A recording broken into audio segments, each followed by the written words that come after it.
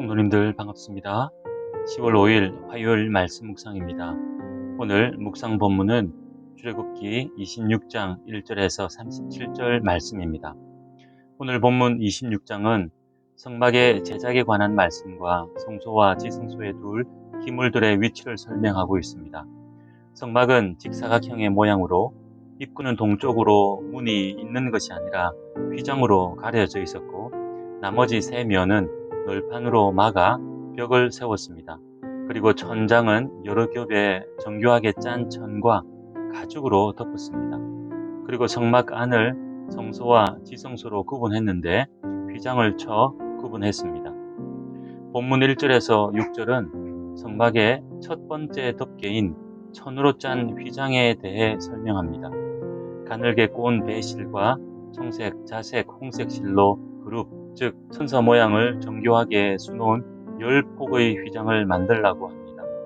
당시 실을 염색할 염료를 만들기도 구하기도 어려웠기에 이 실들은 엄청나게 귀하고 값비싼 실이었습니다.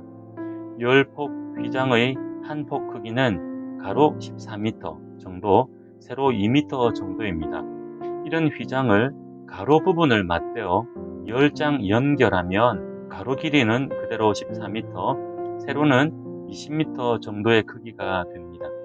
이렇게 정교하게 짠 천으로 가장 먼저 성막을 덮도록 했습니다. 본문 7절에서 14절은 성막을 두 번째로 덮는 염소털로 짠 휘장과 그 위에 덮을 붉게 물들인 순양의 가죽 덮개, 그리고 마지막으로 제일 위에 덮을 해달의 가죽 덮개를 만들어 씌우라고 합니다. 두 번째 덮을 염소털 휘장은 총 11폭으로 만들라고 합니다. 11폭의 길이는 가로가 15m 정도, 세로가 22m 정도로 첫 번째 휘장을 완전히 감쌀 수 있는 크기였습니다. 그리고 그 위를 붉게 물들인 순양의 가죽으로 덮고 마지막으로 해달의 가죽으로 윗덮개를 만들라고 합니다. 학자들 사이에 의견이 나뉘는 부분 중에 마지막 해달의 가죽 덮개가 전체를 감쌌는가 아니면 지붕 부분만 덮었는가입니다.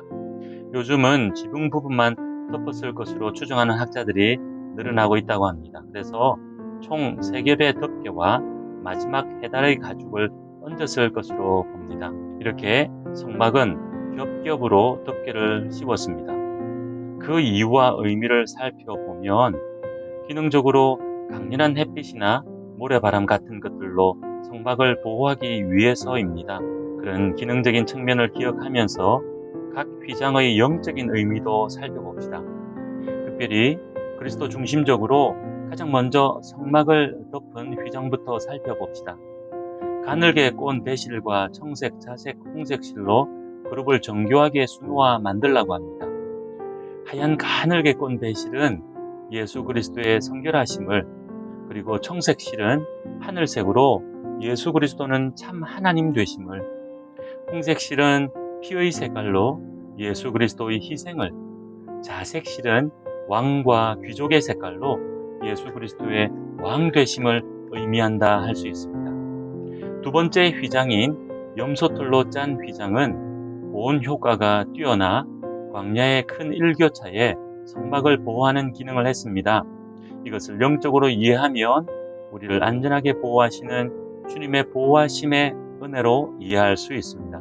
세 번째 덮개인 붉게 물들인 순양의 가죽은 뛰어난 방열, 방수 효과로 성소와 지성소의 기물들을 보호했다 합니다. 이것을 영적으로 이해하면 예수 그리스도의 붉은 피 아래에 있는 우리는 모든 죄를 사함받고 구원받아 그 은혜로 살고 있음을 알게 합니다. 그리고 마지막 해달의 가죽 덮개는 가장 바깥에 설치하여 강한 햇빛과 비바람을 모두 견디어야 했습니다. 그렇게 하여 성막을 보호하고 그 안에서 하나님이 원하셨던 거룩한 일들이 가능하게 했던 것입니다. 이처럼 예수 그리스도께서는 자신의 몸을 내어주셔서 모진 핍박과 고난을 당하심으로 우리를 하나님의 품 안으로 인도하셨습니다. 그 은혜가 있기에 우린 거친 세상에서도 변함없이 하나님을 찬양하며 우리에게 주신 사명을 감당할 수 있는 것입니다. 이러한 성막의 네 겹의 덮개를 또 다른 관점으로 이해해 보면 하나님께서는 우리의 외적 화려함보다 내적 아름다움을 보시는 분이시라는 것입니다. 가장 안쪽에 설치했던 가늘게 꼰 배실과 청색, 자색, 홍색실로 그룹의 모양을 정교하게 수놓은 10폭의 휘장이 가장 귀하고 값비싼 재료였습니다. 오늘날 기준으로 보면 바깥을 덮은 가죽이 비싸 보이지만 당시엔 제일 안쪽 덮개로 사용한 휘장이 가장 귀한 것이었습니다. 이렇듯 하나님께서는 우리의 외모보다 내면을 보시면서 그것의 아름답고 거룩함을 기대하시는 분이시라는 것입니다. 그런데 바깥 가죽 덮개보다 안쪽 실로 짠 휘장이 만들기 더 어려웠습니다. 그것도 가장 안쪽의 휘장이 만들기 가장 어려웠습니다. 많은 수고가 필요했고 더 많은 대가를 지불해야 했습니다. 그렇듯 우리의 내면을 아름답고 거룩하게 가꾸는 것도 외모를 가꾸는 것보다 더 힘들고 더 많은 대가가 필요한 것입니다. 그러함을 기억하고 하나님이 원하시는 내면의 아름다움과 거룩함을 위해 힘쓰는 우리들 됩시다. 계속해서 본문 15절에서 25절은 성막의 벽면으로 세울 널판 제작과 조립 방법에 대해 말씀합니다. 조각목으로 널판을 만들라고 합니다. 널판 한 장의 높이는 약 5m 정도, 너비는 약 75cm 정도였습니다. 두께는 명시되어 있지 않지만 유대 랍비들은 50cm 정도였을 것으로 추정합니다. 이 널판은 레고를 조립하듯이 서로 끼워 연결할 수 있도록 만들게 했습니다. 이런 널판 20개씩을 연결해 좌우 정박의 벽이 되게 했습니다. 길이가 약 15m 정도 되었습니다. 그리고 입구와 반대편 벽면은 각각 5m 정도의 폭을 가졌고 입구는 기둥만 세웠고 반대편 벽면은 널판을 세우게 했습니다. 그리고 널판을 튼튼하게 받쳐줄 받침은 은으로 만들게 했습니다. 계속해서 26절에서 30절은 널판을 연결하는 장치들에 대해 말씀합니다. 서로 연결한 널판들은 가운데 구멍을 뚫어 긴 봉으로 끼워 더욱 튼튼하게 연결했습니다. 이것들도 모두 금을 입혀 만들었습니다. 성막의 널판이 우리에게 주는 영적 의미는 무엇입니까? 교회 공동체가 하나 될 때 건강하게 세워져 가게 된다는 것입니다. 널판 하나하나가 따로는 제대로 서 있을 수 없습니다. 하지만 많은 널판들이 서로 연결되고 그것을 받쳐주는 받침 위에 서 있을 때 튼튼하게 서 있을 수 있습니다.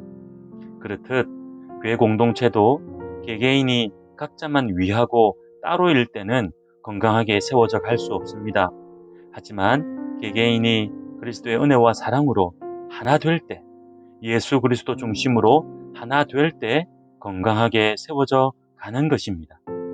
그런 교회를 꿈꾸며 그런 교회를 위해 함께 연합하고 그리스도의 은혜와 사랑으로 하나 되기 원합니다. 이제 마지막으로 31절에서 37절은 지성소 휘장과 성소 입구를 가리는 휘장에 대해 말씀합니다. 천장을 제일 먼저 덮었던 휘장과 동일한 모양으로 지성소의 가림막과 성소 입구의 가림막을 만들라고 하십니다. 단 성소 입구의 가림막은 그룹의 형상은 수놓지 않았습니다. 그리고 이 가림막들을 들이울 기둥을 금을 입힌 조각목으로 만들라고 하십니다. 지성소와 성소를 구분하는 자리에 4개를 세워 가림막으로 가리게 했고 성소 입구에도 기둥 5개를 세워 가림막으로 가리게 했습니다.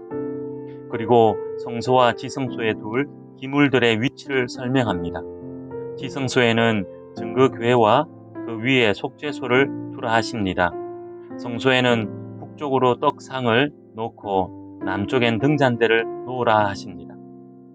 성소의 입구와 지성소의 입구에 가림막의 휘장을 들이우라 하심은 인간은 감히 범접할 수 없는 하나님의 거룩하심을 알게 합니다.